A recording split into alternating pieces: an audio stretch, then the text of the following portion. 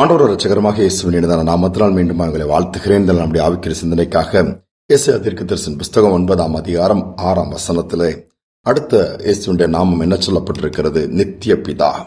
நித்திய பிதானா என்றென்றைக்கும் அவர் இருக்கிறவர், நித்திய காலமா இருக்கிறவர். அதான் நித்திய பிதா. அப்படிப்பட்ட ஒரு தகப்பனை நாம் பெற்றிருக்கிறோம்னா எவ்வளவு பெரிய பாக்கியம். உலக பிரகாரமான பெற்றோர்கள் தகப்பனா இருந்தாலும் நாம இருந்தாலும் குறித்த காலத்திற்கு பிறகு நம்முடைய வாழ்க்கையின் ஓட்டம் முடிந்துவிடும். நம்முடைய பரம தகப்பன் அப்படி அல்ல, என்றென்றைக்கும் இருக்கிறவரை குறித்து சொல்லும் போது இருந்தவர், ஏற்கனவே அவர் இருந்தவர், இப்பொழுதுள்ள காலத்தில் சொல்லப்போன நிகழ்காலம் இருக்கிறவர் என்று வேதம் சொல்லுகிறது.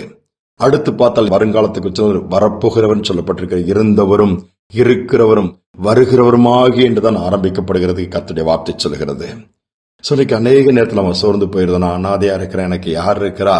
ஒருவேளை இன்னைக்கு தகப்பன் இல்லாம வளர்ற பிள்ளைகள் யோசிப்பாங்க, எனக்கு அப்பா இருந்தாங்கன்னா நான் இவ்வளவு கஷ்டப்பட்டிருக்க மாட்டோம். நல்ல ஸ்கூல்ல சேர்த்திருப்பாங்க, நல்லா படிக்க வச்சிருப்பாங்க, நல்லா எனக்கு ஆலோசனை கொடுத்திருப்பாங்க. அந்த ஒய்ஃபை நினைச்சுப்பாங்க, ஹஸ்பண்ட் இருந்தாங்கன்னா நான் இவ்வளவோ நிந்தைகள், இவ்வளவோ போராட்டங்கள், இவ்வளவோ வேதனையான அனுபவங்களை நான் சந்திச்சிருக்க மாட்டேன்னு எனக்கு ஆறுதலா, ஆதரவா, துணையா எல்லாமே இருந்திருப்பாங்க. இன்னைக்கு நான் பரிதாபமான நிலைமையில ஒவ்வொரு நாளும் செத்து வாழ்கிறேன்னு சொல்றீங்களா? சிலர் சொல்லுவாங்க, என்ன பண்றது, இன்னைக்கு எங்க வீட்டுல ஒரு ஆம்பளையால் இல்ல, அதனாலதான் எல்லாரும் இந்த மாதிரி எல்லாத்தையும் எனக்குள்ளதை அபகரிச்சுட்டு போயிட்டாங்க, எங்களுக்குண்டு எதுவுமே இல்ல. கவலைப்படாண்டா, பரம தகப்பன் இருக்கிறாரு. பரம தகப்பன் ஆகாயத்து பட்சிகளை கவனித்து பார்க்க சொல்றாரு. ஏன்? அவைகளை கூட அழகா போஷிக்கிறார். அவைகள் விதைப்பதில்லை, அறுப்பதில்லை, அவைகளுக்கு களஞ்சியம் கிடையாது. பரமபிதா அவைகளை பிழைப்பூட்டுகிறாராம், காட்டு புஷ்பங்களுக்கு உடுத்து வைக்கிறாராம். அவைகளை காட்டிலும் நாம் விசேஷித்தமானவர்கள் என்று வேதம் சொல்லுகிறது.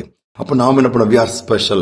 ஆண்டவர் நம்மை நேசிக்கிறார், நமக்காகவே தமது குமாரனை கொடுத்திருக்கிறார், நம்மை தொடர்ந்து நடத்த விரும்புகிறார், நித்திய காலம் நமக்கு தகப்பனா இருக்க விரும்புகிறார். அந்த நம்பிக்கைக்குள்ள கடந்து வாங்க.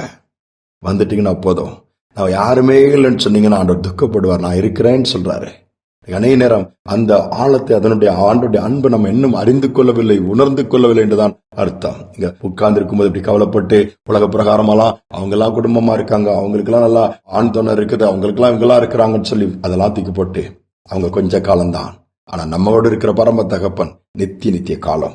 அவருடைய ராஜ்யத்துக்குள்ள, அவருடைய சமூகத்துக்கு போகும்போது அங்கேயும் அவர் தான் நமக்கு தகப்பன். யோசித்து பாருங்க, அவ்வளவு பெரிய பிதா நமக்கு இருக்கிறாரு.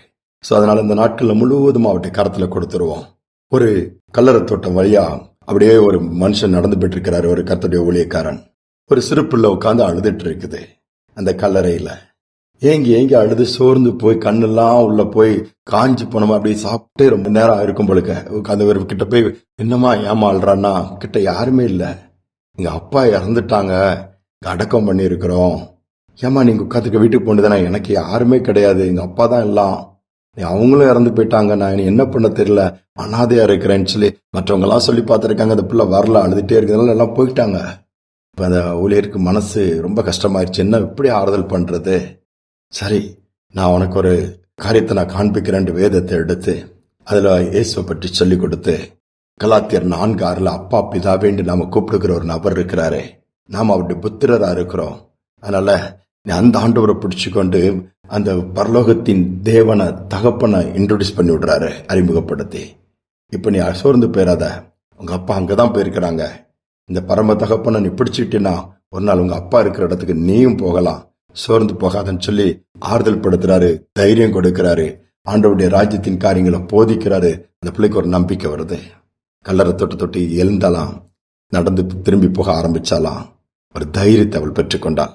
யோசித்து பாருங்க, அநேக நேரத்துல நாம் அப்படித்தான் யாருமே நினைக்கிறோம். நம்ம அனாதைகள் அல்ல, அனாதி தேவன் இருக்கிறாரு. நாம் தள்ளப்பட்டவர்கள் அல்ல, புறக்கணிக்கப்பட்டவர்கள் அல்ல, அற்பமா மற்றவங்க என்னெல்லாம் நம்முடைய ஆண்டவர் பார்வையில் நாம விளையேற பெற்றவர்கள்.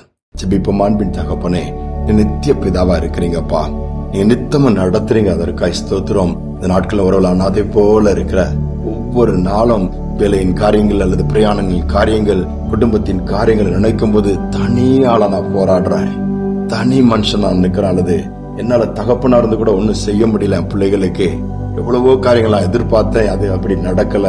எவ்வளவோ பலவீனங்கள் இன்னைக்கு நான் கஷ்டப்படுறேன், எவ்வளவு காரியங்கள் இன்னைக்கு ஒரு அண்ணாத போல ஆக்கப்பட்டேன்னு சொல்லி நினைத்து புலம்புகிற பிள்ளைகளை இன்னைக்கு கண்ணோக்கி பார்த்து, பரம தகப்பன் அல்லவா, அதை நீங்க காண்பிக்கும்படியா அந்தந்த குடும்பங்களுக்குள்ளே ஒரு பெரிய ஆறுதல் உண்டாகட்டும், ஒரு பெரிய நம்பிக்கை உண்டாகட்டும், பெரிய அற்புதங்கள் நடக்கட்டும் அப்பா.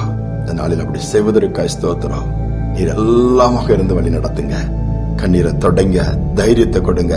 தனியா நான் கடைசி நாட்டுல போராடிட்டு இருக்கிறேன்னு எனக்குண்டு எதுவுமே இல்லையா, பிள்ளைகளை நோட்டு போயிட்டாங்க, குடும்பமும் இப்படி ஆயிடுச்சுன்னு சொல்லி அங்கலாய்க்கிற பிள்ளைகளுக்கும் நீர் தகப்பன் அல்லவா. மார்போடு அணைத்துக் கொள்ளுங்க, தோல்ல தூக்கி வச்சு சுமந்து செல்லுங்க. கண்ணீரை தொடங்க.